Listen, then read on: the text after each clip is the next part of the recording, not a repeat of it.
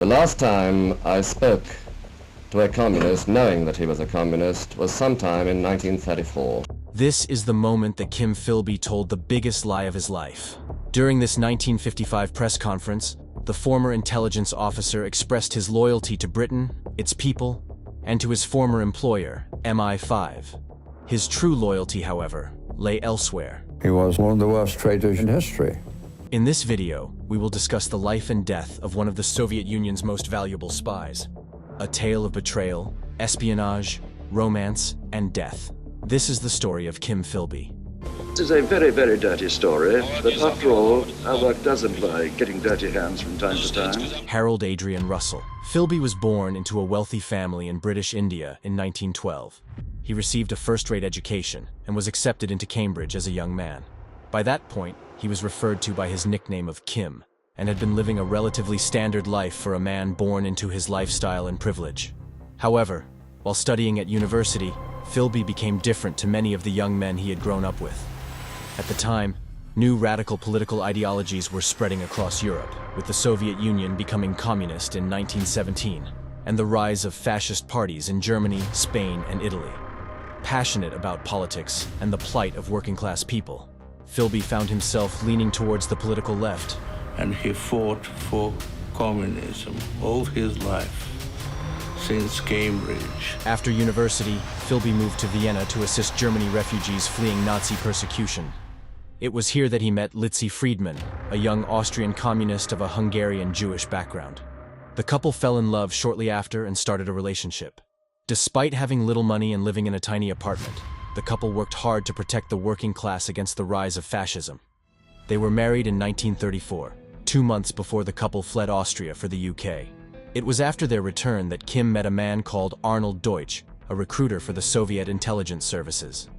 During the meeting, Philby was surprised when his new contact told him not to join the party, and discouraged him from carrying out any further communist activities.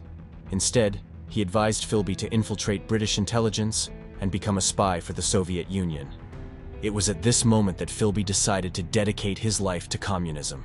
He sacrificed everything for the cause, including his marriage. Over the next few years, Philby worked his way into British intelligence. Starting as a journalist in 1937, he used his position to build connections in MI5 and MI6. He broke off his marriage with Litzi officially in 1940, although they remained friends for many years after. During his time as a journalist, Philby went to Spain where he covered the Civil War. It was here that he began to pass the first pieces of information to both the British and Soviet governments. Philby returned to London in 1939, continuing to work as a journalist. By 1941 time, Philby's good work in Spain had earned him a position at MI6, working on counterintelligence. Throughout the war, Philby passed invaluable secrets and information to the Soviet Union. He even provided Stalin with an advanced warning of the Nazi invasion of the Soviet Union and the Japanese's intention to invade Southeast Asia. The quality of some of Philby's intelligence seemed so unbelievably useful that many Soviet officials struggled to believe it at first. But as time went on, they started to realize that Philby was potentially their greatest asset. His incredible ability to steal documents and carry out espionage shocked the Soviets. He reportedly made friends with the archivist at MI6, allowing him to take secret documents home without fuss. Every evening I left the office with a big briefcase full of reports which I had written myself, full of files taken out of the actual documents, out of the actual archives. I used to hand them to my Soviet contact in the evening. Next morning I'd get the file back, the contents having been photographed, and take them back early in the morning and put the files back in their place. He seemed to have an exceptional ability to act confidently and calmly while in positions of great risk. Whether it was his upper-class background, his charm, or his acting skills, something allowed Philby to spy on the British for years without ever arousing suspicion. Philby became part of a group that later became known as the Cambridge Five, a spy ring that was active throughout the war and into the 1950s. Philby and 4 other students from Cambridge University arguably became the Soviet Union's most valuable source of Allied intelligence during this time, supplying them with over 15,000 classified documents. In 1944, the Soviets helped Philby maneuver his way to the top of the system to successfully replace his boss as head of Section 9. the department responsible for anti-communist efforts. The anti-Soviet section of British intelligence was now in the hands of a Soviet agent. Alongside his work as a Soviet spy, Philby also found time for romance. He was remarried in 1946 to Aileen Furse, a British shop worker. The couple had 5 children together from 1941 to 1950, during a time when Philby's responsibilities at MI6 had grown substantially. Everything was going well, until finally, disaster struck.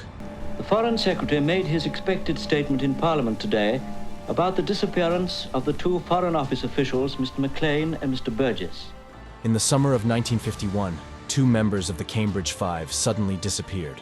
Donald Maclean and Guy Burgess were recruited as Soviet spies while studying at Cambridge in the 1930s, having both disagreed with the idea of capitalism. Like Philby, the 2 men had been passing valuable documents to the Soviets for years, using their positions working at the Foreign Office and the BBC. Things went wrong for the 2 agents, however, when British and American codebreakers managed to infiltrate Soviet messages detailing a meeting between a KGB agent and one of their double agents. The message also said that the double agent would soon be visiting his pregnant wife in New York. Now stationed in Washington, Kim Philby saw the decoded messages and instantly knew he had a serious problem.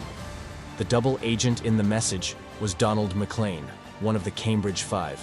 With this information, it wouldn't be long until MI6 or the CIA would arrest Maclean, and potentially the entire ring of spies. Philby had to act, and sent fellow ring member Guy Burgess to warn him. In a desperate attempt to avoid arrest, Maclean and Burgess flew to Moscow and defected, confirming both of their positions as Soviet double agents. The disappearance of the 2 agents immediately cast suspicion upon Philby because of his close association with Burgess. He was questioned extensively about his involvement and was eventually forced to resign from his position. But this was almost the best-case scenario for Philby. He was incredibly lucky to have convinced British intelligence that he was innocent. If they had found out the truth, he wouldn't have just been out of work. He would have spent the rest of his life in prison. Philby had become an exceptional liar, and his calm and collected British persona helped keep him hidden. It is unlikely that even Philby's wife, Aileen, knew about his allegiance to the Soviet Union. I really don't know. I think she probably suspected he'd been accused. I mean, you know, Burgess had been living with us. It must be very difficult not to know, although he was very, very good. He obviously was excellent because he got away with all the questioning by all the sort of authorities and came out of it. In October 1955, a Labour MP asked Prime Minister Anthony Eden if he had attempted to cover up Philby's position as a communist spy. After all, it would be very embarrassing for the British government to admit it had allowed a traitor to rise so high in MI6. The accusations caused an uproar, and the MP was forced to retract his comment. Philby was officially cleared of any wrongdoing by Foreign Secretary Harold Macmillan in November. The Foreign Secretary said there was no evidence that you were the so-called third man who allegedly tipped off Burgess and Maclean. Are you satisfied with that clearance that he gave you? Yes, I am. Well, if there was a third man, were you in fact the third man? No, I was not. Despite remaining free, Philby was forced to return to work as a journalist. In 1956, he was sent to Beirut to work as a Middle East correspondent for The Observer and The Economist. His wife died a year later after years of poor health. Philby had been having an affair with Eleanor Brewer, and the couple married in 1959. Alongside his journalism work across the Middle East, Philby continued to spy for MI6, although less officially than before. Many in both British and American intelligence services never trusted him again after the scandal of 1951. While in Beirut, Philby's already heavy drinking became even more excessive and affected his work and personal life. The CIA allegedly had contacts in the Middle East, keeping an eye on Philby while he drank himself to death. Despite heavy suspicions, Philby continued to supply the KGB with information while in the Middle East. By the early 60s, his drinking had taken over his life. It is unclear what caused his decline while abroad. Was it the pressure of decades of spying? Guilt? The loss of his wife? It's hard to say, but one thing's for sure, Philby's dedication to communism was just enough to keep him going. Although it hadn't been proven 10 years before, many across Britain still believed he was guilty. Some have even suggested that MI6 knew the whole time, but tried to cover it up to avoid embarrassment. However, in 1961, Philby's spying career finally came to an end. A Soviet spy named Anatoly Golitsyn defected to the West, bringing with him a list of names. The list revealed many of those who were secretly working for the USSR. Many were unsurprised when they saw that one of the names was that of Kim Philby. Their suspicions finally confirmed, MI6 sent Nicholas Elliott, a former friend and colleague of Philby, to Beirut. His task was to confront his friend and return home with a written confession. When Philby opened up his door and saw Elliott, his response was reportedly, "I rather thought it would be you." The two former friends had a lengthy conversation, during which Philby confessed to Elliott about his years of betrayal. He refused to sign a written confession, however, and fled to Moscow before MI6 could get their hands on him. MI6 were heavily criticized for letting yet another Soviet spy escape. Elliott, however, insisted there was nothing he could have done to prevent it. By 1963, Philby had been granted Soviet citizenship and was living in Moscow. His wife Eleanor relocated in 1964, joining him in Russia. During their time apart, Philby had begun an affair with the wife of his former partner in Espionage, Donald McLean. Eleanor stayed for only a year before divorcing Philby and returning home. The affair also didn't last, and once again Kim was alone. Back home in the UK, Philby's years of treachery left a mark on British intelligence. Not only was it incredibly embarrassing for them, but also sparked a wave of paranoia and distrust. It infected the whole British intelligence establishment with the paranoia. I mean, if Philby, good old Kim, could have been a spy, any of us could have been. Philby would later go on to give speeches in several communist nations, explaining how he was able to avoid discovery for so long. Furthermore, because I'd been born into the British governing class, because I knew a lot of people of an influential standing, I knew that they would never get too tough with me. They'd never try to beat me up or knock me around. Despite Philby living in an officially communist nation like he'd always wanted, the reality of life in Soviet Russia was not how Philby imagined. Far from the hero's welcome he expected, he was kept under constant surveillance by the KGB. He wasn't allowed to meet foreigners. He was banned from the KGB headquarters and given poor jobs by Soviet intelligence, who still couldn't trust him. There was also a risk of retaliation from the British, and Philby's life was heavily controlled by the KGB. Beside the issues in his personal life, Philby also had issues with the state of Soviet communism, believing that while the ideals were right, the people in charge were very wrong. He saw that the life here was not a paradise at all. He saw the secretiveness of life. He saw the power of the KGB. He saw the absence of the freedom. Philby remained a depressed alcoholic while living in Moscow and even attempted suicide in the late 60s.